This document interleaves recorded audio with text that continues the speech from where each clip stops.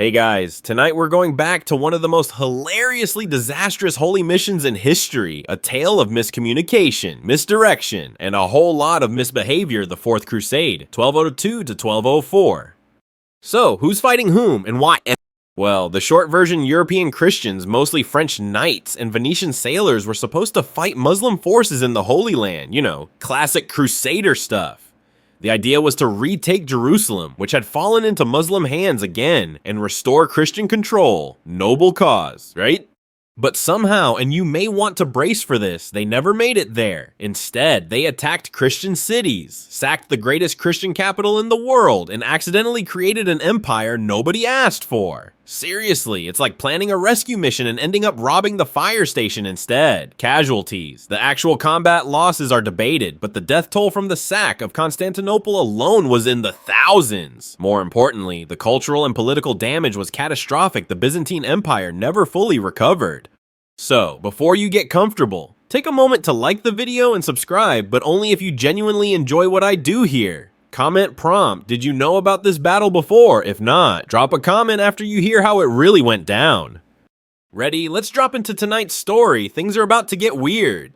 It all starts in the papal office. Picture lots of parchment, holy relics, and a pope with the look of a man who just realized his to-do list includes retake Jerusalem. That man was Pope Innocent III, and despite the innocent name, he had big crusade energy. He wasn't just issuing vague calls to action, he was micromanaging the whole operation like a medieval Steve Jobs.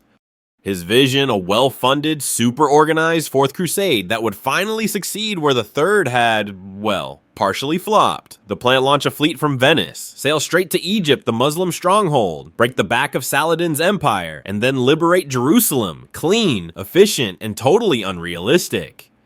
Meanwhile, over in Europe, lords and knights were all signing up like it was the latest viral challenge. Among them were Boniface of Montferrat, a nobleman with a name that sounds like a fancy cheese, and a bunch of other landless younger sons hoping to win eternal glory, or at least a shiny relic or two.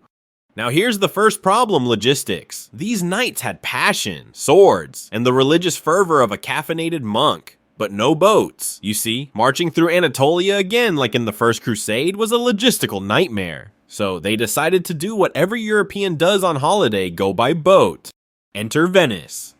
At the time, Venice was the maritime powerhouse. Think of it as the Amazon Prime of the Mediterranean. You want ships, you go to Venice. The Crusaders made a deal with Doge Enrico Dandolo, the blind, 90-year-old ruler of Venice, who was somehow still sharp as a tack and more cunning than a fox wearing a clerical collar. The deal: Venice would build ships for 30,000 men and transport them to Egypt for the low price of 85,000 silver marks.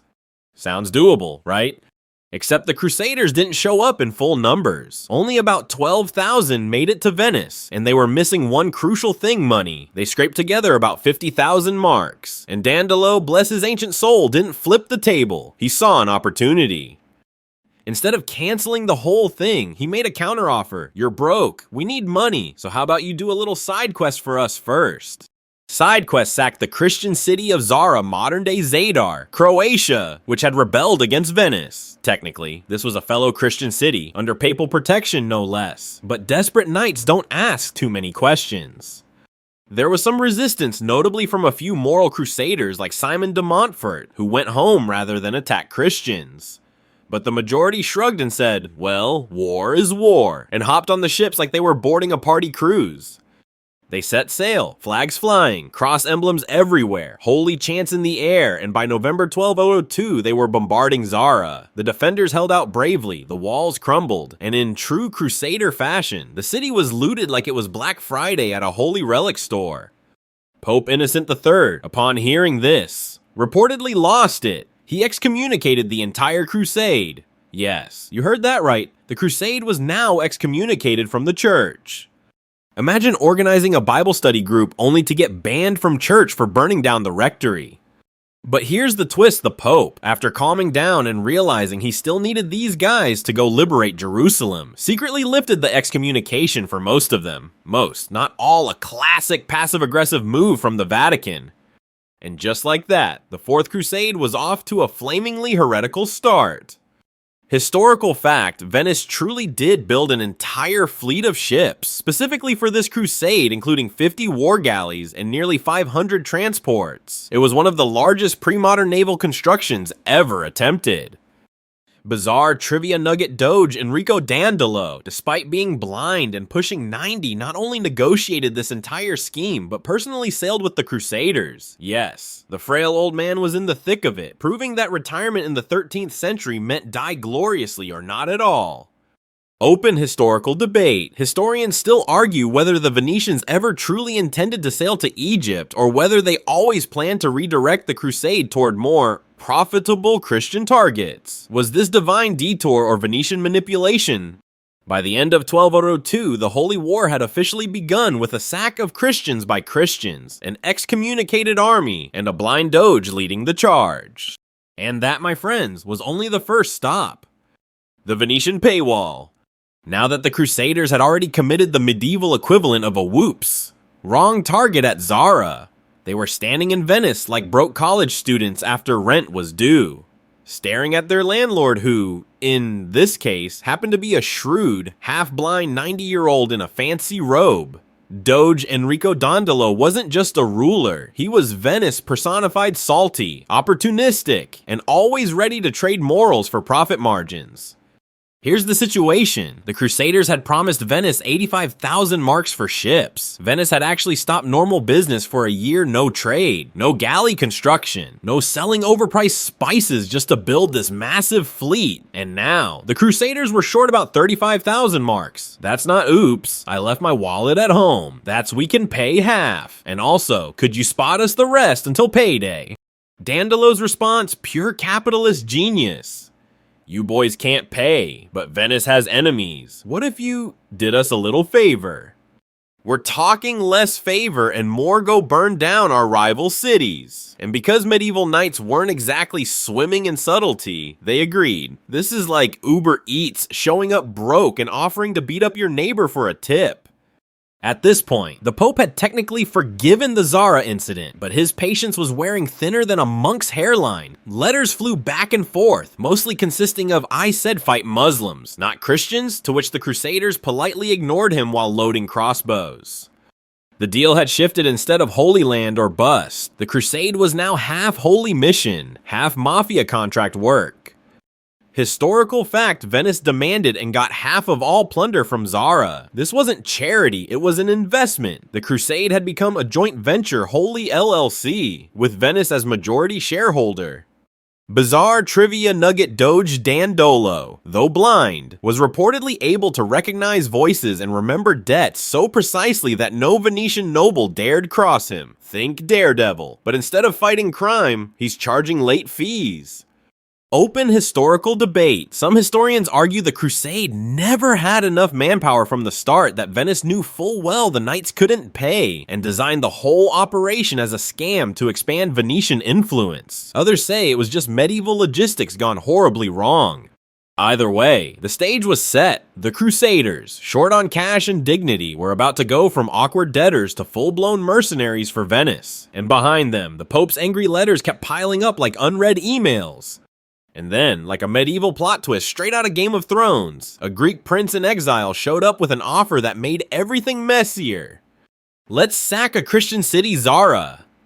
Okay, so by now our crusade, which was supposed to be the spiritual sequel to the First Crusade and maybe the PG-rated version of the third, has successfully started with a broken budget, attacking Christians, and being excommunicated by the Pope himself. Textbook beginning to a holy war. So what does a gang of broke, angry, mildly ashamed knights do after they've accidentally pillaged a city their own? Pope told them not to touch easy. They accept a suspicious job from a Greek guy in exile. Enter Alexios Angelos, the man with the name of an expensive wine and the problems of a student who just got kicked out of a group project. Alexios was the son of the deposed Byzantine Emperor Isaac II. The poor lad had been locked in a dungeon after a palace coup, and his uncle Alexios III had taken the throne. But Alexios Jr. had escaped and was now in Europe, shopping for an army like he was browsing medieval Craigslist. He found the Crusaders and pitched them the deal of a lifetime. Help me reclaim the throne of Constantinople, and in return I'll pay you 200,000 silver marks. Supply your crusade with food, troops, and ships, and support your campaign to Jerusalem. Also, I'll kiss the Pope's ring and make all of Byzantium bend the knee to Rome. That last bit was crucial. The Catholic Western versus Orthodox Eastern Church divide had been brewing for a while, and the Pope would love to see the Orthodox Church bow to Rome. The Crusaders with absolutely no money, a grudge against Constantinople from previous crusades, and a why not attitude said yes. Because when a guy in exile says, "I'll give you everything," you definitely believe him, right? Historical fact, Alexios IV's promise of 200,000 silver marks was more than double the original cost of the entire Venetian fleet. That's like someone owing you $5,000 and a random guy promising to pay you $20,000 if you help him win a lawsuit against his uncle. Doge Dandolo, who could probably smell opportunity even without eyes, was ecstatic. He now had a crusade that would pay off Venice's investment, expand its influence in the east, and possibly break Constantinople open like a golden piñata. So, the Crusaders made a hard turn southeast toward the jewel of the Byzantine world, Constantinople, which, I might remind you, was a Christian city. Yes, again, they just got forgiven by the Pope for attacking one Christian city, and they immediately agreed to attack the capital of Eastern Christianity. You could almost hear Pope Innocent III banging his head against the papal desk. Bizarre trivia nugget. The Pope wrote multiple letters forbidding the Crusaders from attacking Constantinople, including one that never made it because the Venetian commanders accidentally forgot to deliver it. It's history's classiest case of, oh no, your boss emailed me, didn't see it, weird. So in mid-1203, a great fleet of Latin Crusaders and Venetian ships appeared outside Constantinople, the largest, richest city in Europe at the time, behind the Golden Walls. The locals were not thrilled to see a Western army, especially one with a Greek prince waving from the flagship like it was a parade float. They didn't even try to pretend this was a holy mission anymore. It was a job, a contract, a siege with receipts. And here's where it gets properly absurd. Because the Byzantines, who dealt with invading armies for centuries, didn't panic. They laughed, literally, when the Crusaders tried to attack the city with ladders and ships. The defenders reportedly mocked them from the walls and then set their warships on fire and sent them floating straight at the Crusader fleet. Have you tried flaming boats, the unofficial motto of Byzantine diplomacy? But eventually, through a combination of siege pressure, naval assaults, and Alexios bribing every guard not nailed to the floor, the current Emperor Alexios III panicked and fled. That's it, just up and left. Yes, the actual Emperor of Byzantium ran away like he just remembered he left the stove on. So, the Crusaders entered Constantinople in triumph without even having to properly conquer it. The people awkwardly dug Isaac II out of prison, cleaned him up, and restored him to the throne, now co-ruling with his son Alexios IV, the wine guy. Everyone breathed a sigh of relief. The job was done, the war chest was full, Jerusalem was next. Right. Wrong. So very, very wrong. Open historical debate. Did the Crusaders really believe Alexios IV could pay? Or were they banking on just looting Constantinople if he couldn't? Historians still argue whether the whole restore the emperor thing was just a legal excuse to sack the city. And thus began the short and spectacularly awkward reign of Alexios IV, a man with no power base, no treasury, and a ticking debt bomb to 12,000 angry knights with swords. Spoiler, it ends with a bang, and fire, lots of fire. A prince, a deal, and a trap. So now Alexios IV is technically emperor, co-ruling with his freshly reinstalled and severely confused father Isaac II. It's like waking up from a coma and being told, good news, Dad, you're emperor again. Also, here's your new roommate me, and those heavily armed tourists outside, I promised them 200,000 silver marks. We good. Spoiler, they were not good. Let's talk about this deal. Remember that 200,000 silver marks Alexios IV promised the Crusaders. Turns out, he didn't have it. I mean, technically, it existed in theory, scattered across various imperial treasuries, church vaults, noble estates, and under the mattresses of every terrified Byzantine landlord, but pulling it all together without looking like a sellout. Not so easy.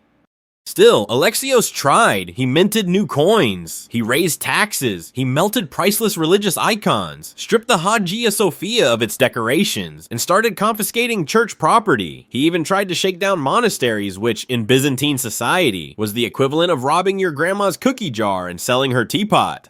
This went over with the local population about as well as you'd expect.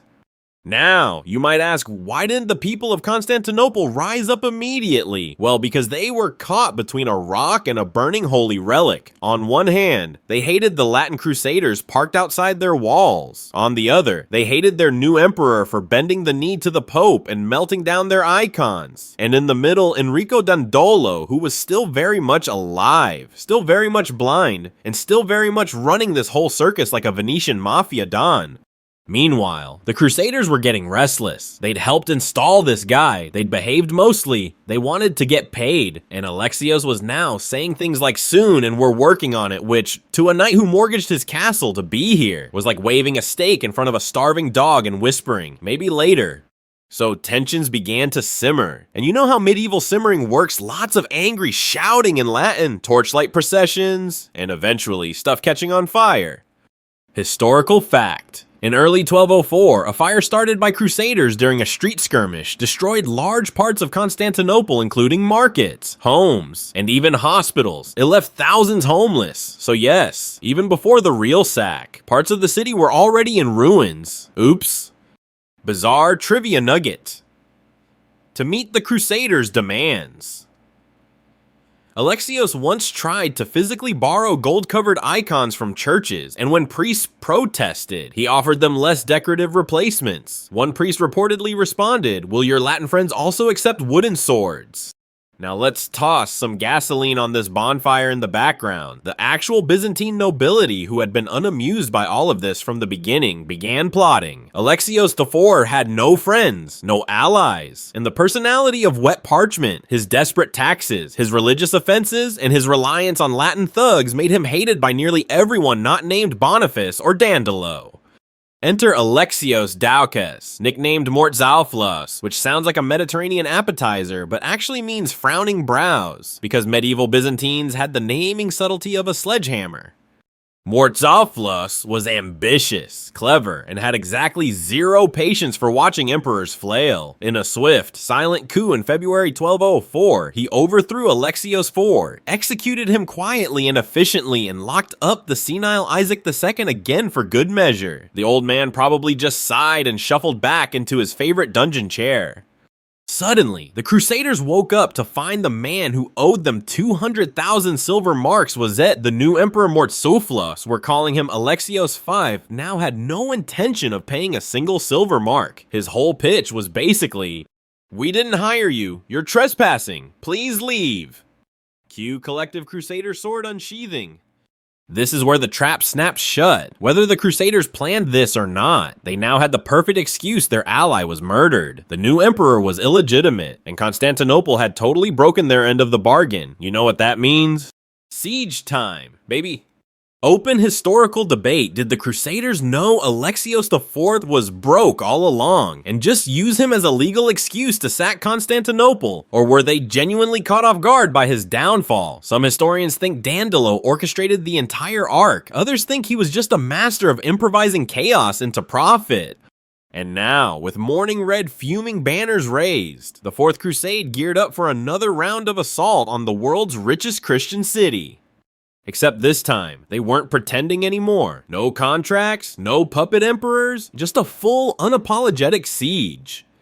Next stop, Flaming Towers, gold theft, and the fall of the greatest city in Christendom. Welcome to Constantinople, again. So, let's recap. The Crusaders, originally tasked with liberating Jerusalem, have sacked Zara, a Christian city, helped install a broke prince on the Byzantine throne, watch it said prince get murdered in a palace coup, and now stand outside Constantinople again. Swords drawn, patience gone, and led by a 90-year-old blind man with the attitude of a mafia boss at tax time. The Fourth Crusade. Everyone, give it a round of confused applause. It's March 1204. Mortzuflos, aka Alexios V, the new emperor, has just slammed the door in the Crusaders' faces. He refused to pay Alexios IV's debts, refused to open the gates, and refused to acknowledge their involvement in the succession crisis. In short, you broke it, you bought it. The Crusaders, ever the reasonable negotiators, immediately began planning a full-scale assault. They'd already seen Constantinople's walls, massive triple fortifications, towering seawalls, and a harbor guarded by the Golden Chain, a literal giant iron chain stretched across the entrance, the kind of defenses that scream, "Try me, nerd." But the Crusaders had two things going for them: naval superiority, thanks to the Venetians, an absolutely unhinged determination to be paid. Dandolo and Boniface of Montferrat rallied the troops. They announced, basically, "We are not leaving without gold, glory, or a really dramatic explosion." And here's where things start exploding, for real this time.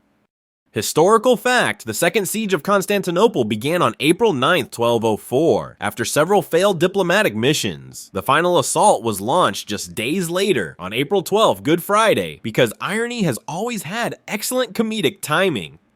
The Crusaders focused their assault on the sea walls, ramming them with ships and using siege towers mounted on Venetian vessels. Byzantine defenders hurled stones, boiling oil, and sassy remarks, but this time, the Latin forces came prepared. They actually breached the walls. One's entry point collapsed under fire, and the Crusaders pulled back only to try again and break through a side gate. Once inside, they fanned out like looters at a Black Friday sale. The city, utterly unprepared for a full breach, descended into chaos. Bizarre trivia nugget: a group of drunken crusaders, allegedly German knights, broke into a convent, found the wine cellar, got plastered, and then tried to hold a mock coronation of a donkey wearing a bishop's hat. As you do. Meanwhile, fires raged across entire districts. The Venetians, more disciplined, focused on seizing valuables and key buildings like the treasury and the docks. The French knights, less disciplined, focused on pillaging anything shiny or flammable. Even Doge Dandolo entered the city on foot, blind, carrying the banner of St. Mark. According to some sources, he personally installed the Venetian flag on the city's highest point, because when you're 90 and blind and still conquering the richest city in the world, you deserve to flex. The sack of Constantinople lasted 3 days. Churches were looted, noble families were attacked, priceless works of Byzantine art mosaics, statues, icons were shattered, stolen, or just straight up melted down for their gold. And yes, this included the Hagia Sophia. The holiest church in the Eastern Christian world was turned into a frat house. Knights danced on the altar. A prostitute was said to have been seated on the patriarch's throne. The line between divine mission and drunken clown show had completely disappeared. Open historical debate. Scholars still argue whether the leadership intended to loot the city or whether things just spiraled out of control. Some say it was just business, others claim it was a failure of discipline. Either way, the Latin Church never really recovered its credibility in the East. Back in Rome, Pope Innocent III, upon hearing the news, was furious. His letter of condemnation reportedly included words like blasphemy and damnable shame. But when he saw the loot and heard that the Orthodox Church had been politely restructured, he sort of stopped talking about it. Classic papal move: condemn first, negotiate later. By the end of the sack, Constantinople, once the jewel of Christendom, was a broken, burned, and humiliated city. And the Crusaders, they weren't even done yet. Next up, inventing a brand new empire on the ruins of the old one, because clearly, the only thing better than toppling a civilization is trying to run it yourself. Bonfires, betrayals, and Byzantine backstabbing. If you've ever wondered what happens when you mix a crusade, a coup, and a chronic lack of self-control, congratulations, you've arrived at Constantinople. 1204, the walls have been breached, the city is smoldering, and the Fourth Crusade is officially off the rails. Last we checked in, the Crusaders frustrated, underpaid, and now basically landlords had taken Constantinople with a forceful combo of siege warfare and divine indifference. They were mad, the city was rich, and things were about to get personal. Let's start with the locals. The Byzantines had seen a lot of chaos over the centuries: Viking bodyguards, Slavic invasions, even emperors getting blinded in public, but this was different. This was foreign Christians, claiming to be fellow believers, treating their city like a vending machine that refused to dispense the soda they wanted. And while some parts of the Crusader army tried to maintain order, others acted like kids in a candy store with flamethrowers. Gold leaf scraped off. Jewels gone. Religious relics pocketed. One French knight reportedly looted a saint's arm because what better souvenir than a 600-year-old mummified limb? Historical fact: the famed bronze horses of Constantinople, a quartet of giant sculptures that once adorned the hippodrome, were stolen by the Venetians and shipped back to St. Bismarck's Basilica, where they still stand today because nothing says Blessed Crusade like large-scale art theft. Meanwhile, tensions between the Crusaders and the city's remaining Byzantine elites escalated like a family argument over inheritance. The Latins wanted control, the Byzantines wanted revenge, and everyone wanted someone else to clean up the burning neighborhoods. Enter betrayal number, we've lost count. Crusader leaders began carving up the city and empire like it was a roast chicken. Boniface of Montferrat took over large swaths of land in Greece. The Venetians demanded the prime real estate ports, islands, and trade routes. Everyone else got whatever hadn't been set on fire yet. Now, remember the guy from earlier with the frown-shaped eyebrows, Alexios V. Mortzouphlos, the emperor who had tried to resist the Crusaders? He fled the city dressed as a monk. The disguise failed when someone noticed he was a bit too angry and swordy to be a real monk, and he was caught. Crusader justice was swift. They threw him off the top of a column. Just yoink medieval execution via gravity. Bizarre trivia nugget legend has it, before his execution, Alexios V tried to plead that he'd saved the empire by resisting the Latins. The reply was something like, "Congrats, you're about to save us from your whining."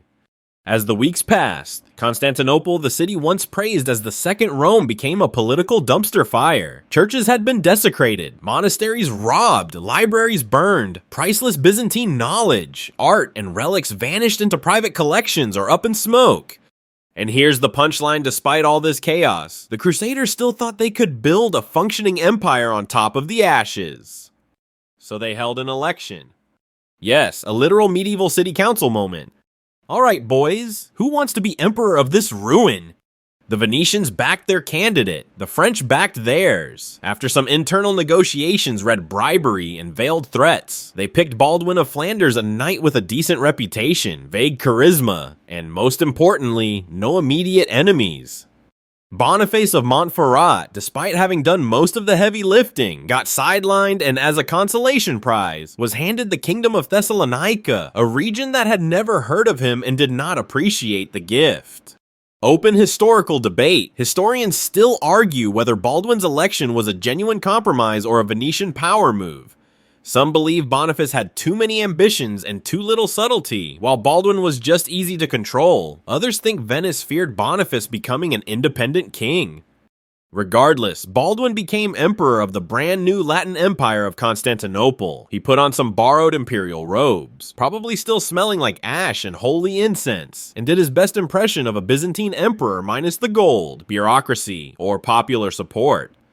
Meanwhile, the Pope, still spinning this as a win, declared the Eastern Church officially reunited with Rome. The Eastern Orthodox population, when told this news, collectively responded, "We were looted, not converted." This schism would never truly heal. So, to recap, the Fourth Crusade has now sacked the greatest Christian city in the world, installed a Latin emperor, split the empire between knights and merchants, and burned enough relics to keep historians crying for centuries. And they still haven't made it to Jerusalem. One could say things are going great. Constantinople gets sacked spectacularly. You know that moment in a disaster movie where the hero turns around and says, "Well, it can't get any worse." That was Constantinople in April 1204, except there was no hero, and it absolutely got worse. So, where were we? Ah yes, Constantinople has just been handed over to the Crusaders like a fruitcake nobody wanted, and now the saviors of Christendom are transforming into unpaid interns with siege weapons and no HR department. The city, barely hanging on after fires, betrayals, and that whole Emperor Defenestration incident is about to face its worst humiliation yet, a full-on, 3-day, no-holds-barred sack. The attack on April 12th wasn't a siege anymore. It was a blowtorch to a house made of silk and relics. The Crusaders poured into the city like it was the world's most ornate piñata. They didn't just loot Constantinople, they unmade it. Let's talk scale. Historical fact. The Crusaders looted an estimated 900,000 silver marks worth of treasure. That's more than 10 times the debt Alexios IV had promised to pay. Some of that treasure dated back to the time of Constantine the Great. This was 1,000 years of imperial wealth gone in a weekend. Churches pillaged, palaces torched, libraries burned, monasteries robbed by knights still wearing their crosses sideways. It wasn't just material loss. Constantinople had been the beating heart of Eastern Christianity for nearly a millennium, a city of mosaics, relics, and theological squabbles so intricate they could give a philosopher a migraine. And now it was being ransacked by a bunch of Europeans who thought Greek was just a salad dressing. Bizarre trivia nugget. According to eyewitnesses, Crusaders looted the altar of the Hagia Sophia, melted down icons of Christ, and stabbed paintings because they thought the saints might be hiding gold underneath. It's like mugging a statue because it looks rich. But let's be fair, some Crusaders were appalled. A few knights refused to loot churches, some wept at the destruction, and the Pope, once again, wrote another thunderous letter of outrage. And once again, nobody cared.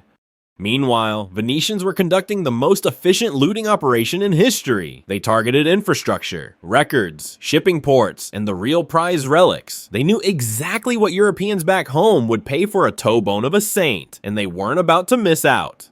Many of Europe's grandest churches, including St. Mark's in Venice, still house relics stolen during this sack. If you've ever admired a glittering golden chalice in a European cathedral, there's a non-zero chance it was looted in 12 Order 4 while someone shouted Deus Vult through a mouthful of stolen olives.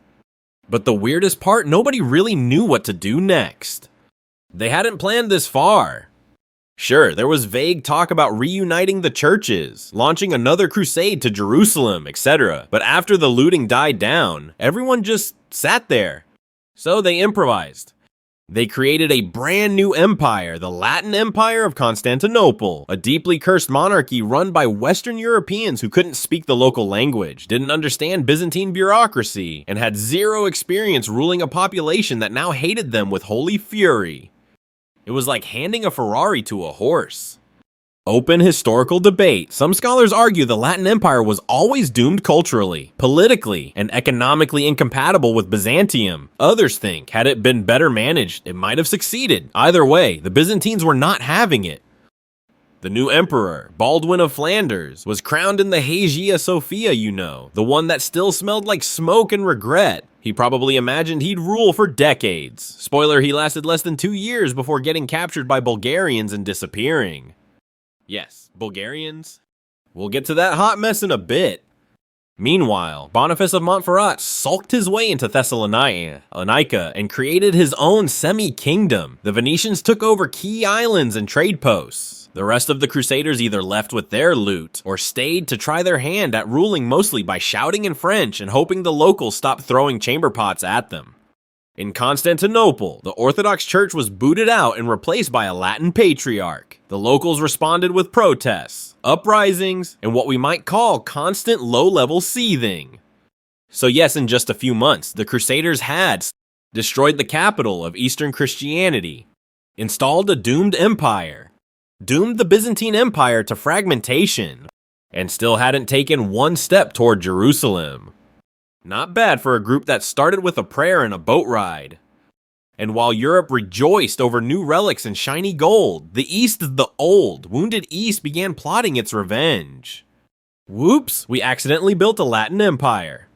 After 3 days of looting, burning, stabbing paintings, and singing Gregorian chants while pocketing gold chalices, the Crusaders stood amidst the smoldering ruins of Constantinople, blinking like hungover burglars at the realization that, well, someone has to run this mess now.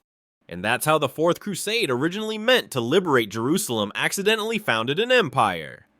Let's call it what it was, the most chaotic, ill-planned, loot-fueled startup in medieval history. It had no budget, no HR department, and its onboarding process included breaking into monasteries and arguing over relics.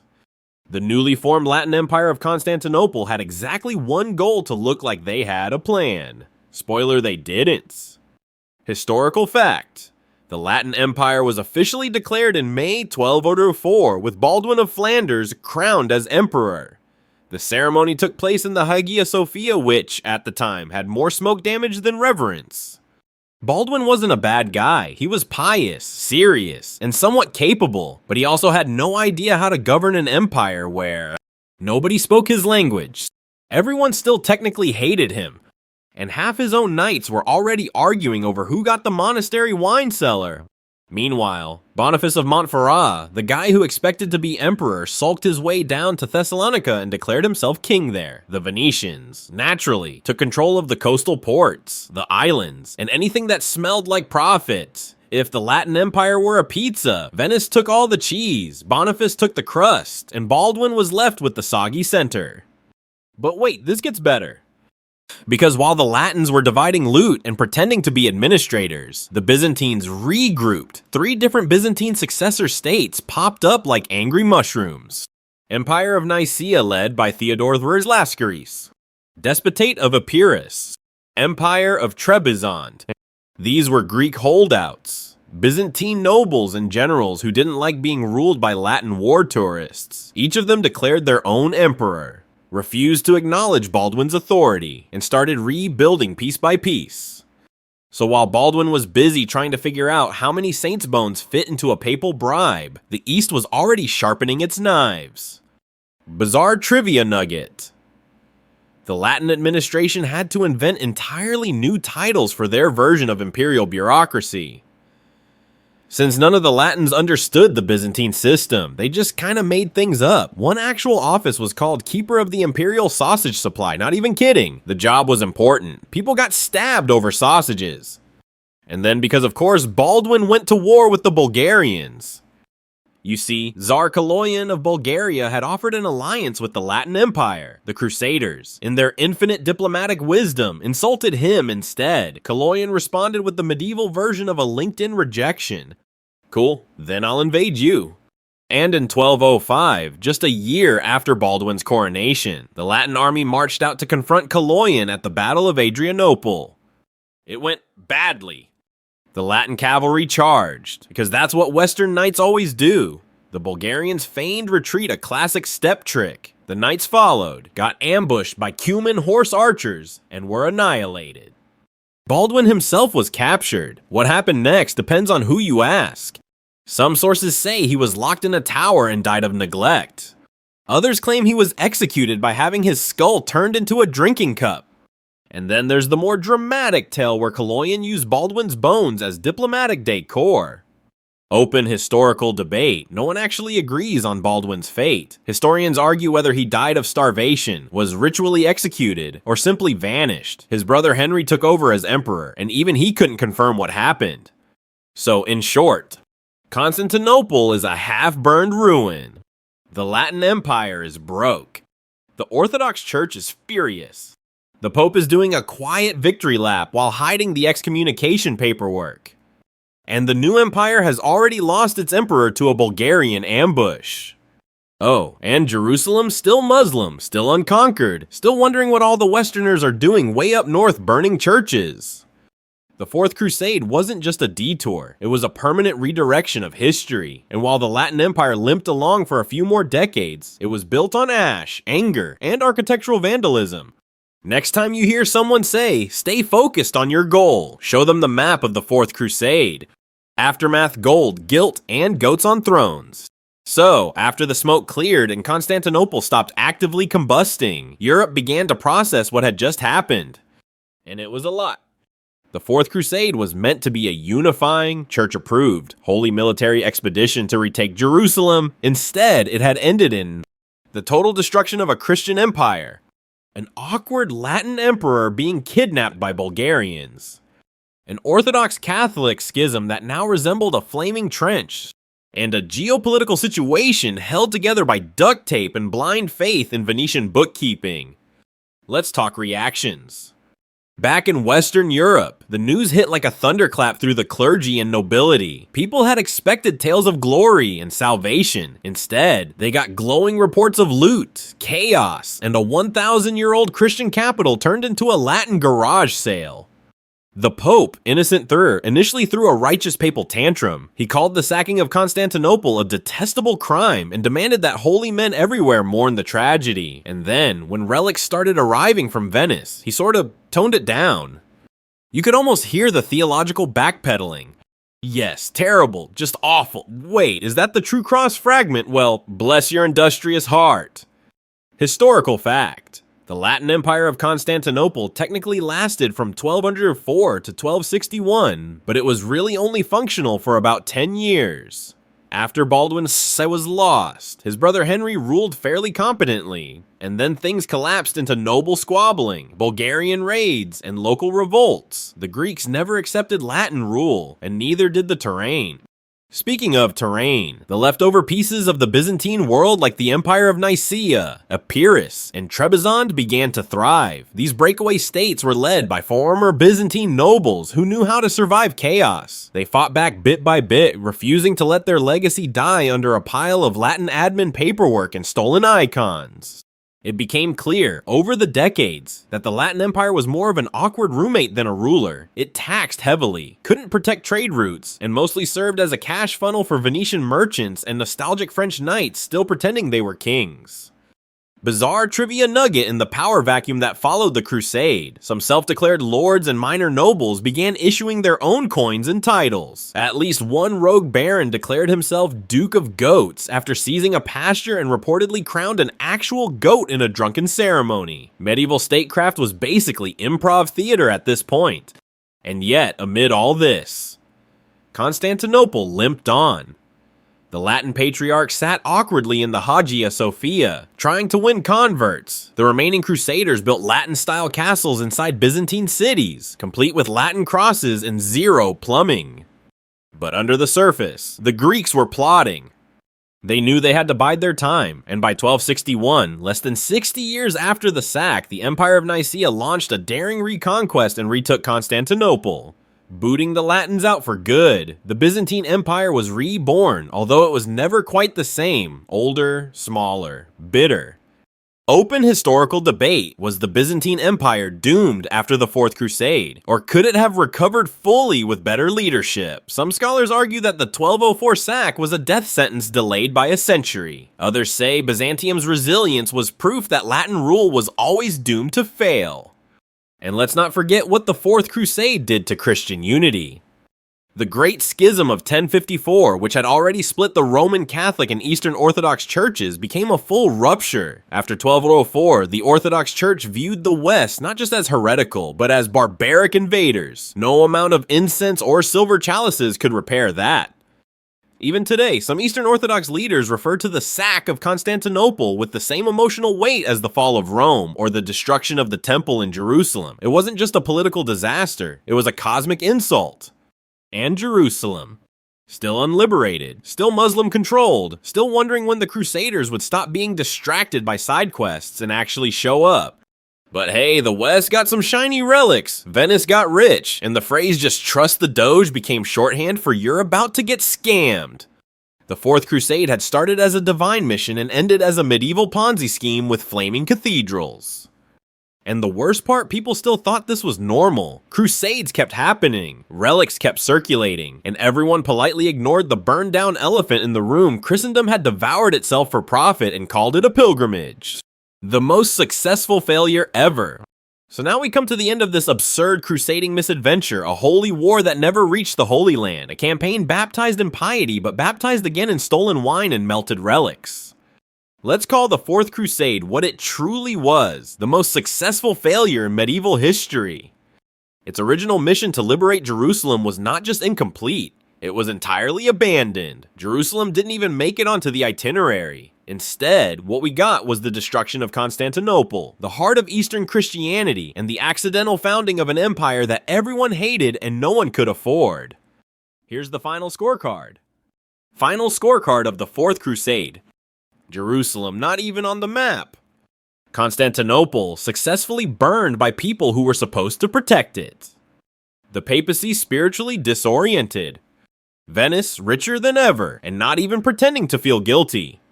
Saints' bones everywhere. Christian unity permanently shattered.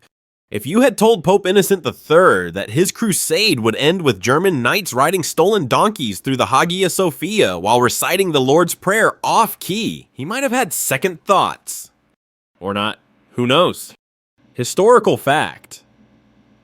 The Fourth Crusade never even reached Muslim territory. Not one battle was fought against the Ayyubids, who were still hanging out in Jerusalem wondering if they'd been ghosted by the West. In fact, no Muslim army faced these Crusaders at all.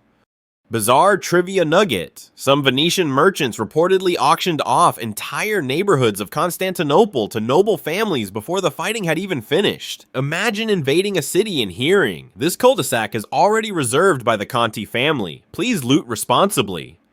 The aftermath of the sack echoed through centuries. Byzantium, once shaken, never truly recovered. The Latin Empire limped along, propped up by foreign knights and Venetian greed, until it was finally evicted by the Byzantines in 1261. But by then, the damage was permanent. The empire never regained its old glory.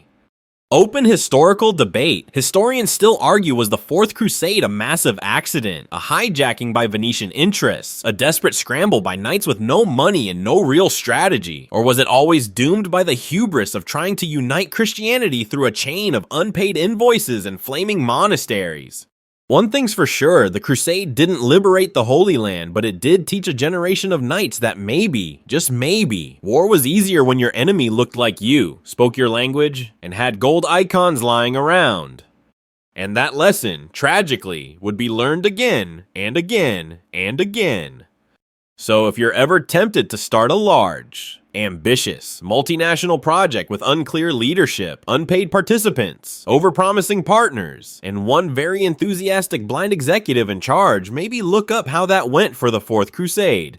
Spoiler, it ended with relics in pawn shops and a goat wearing a crown. And now, that's the end of tonight's story. You made it through the chaos, the betrayals, the blasphemy, and the absolutely bonkers politics of a crusade that never made it to its destination. It's over now. The fires are out, the knights have gone home, the banners are torn. Constantinople, once the crown jewel of the Christian world, sleeps beneath ash and memory. You can exhale. No more shouting in Latin, no more gold-plated saints being pried off walls, no more blind doges steering empires from the front of a war galley like it's a Sunday gondola ride. Just silence. Maybe you're lying in bed, maybe your eyes are heavy, maybe you're wondering how something meant to be so noble turned so absurd. That's the thing about history, it never quite sticks to the script. It surprises us, it outrages us, and sometimes it makes us laugh not because it was good, but because it was so magnificently, flamingly bad. It deserves to be remembered not as a footnote, but as a bedtime story whispered in the dark. So close your eyes. Let the dust of Constantinople settle. Let the stolen relics sleep in their velvet boxes. Let the failed empires drift into the sea. You're safe now. You're not a crusader, you're not an emperor, you're not even a goat with a crown. You're just here, in the quiet, in the calm. And there are no more swords tonight. Just sleep.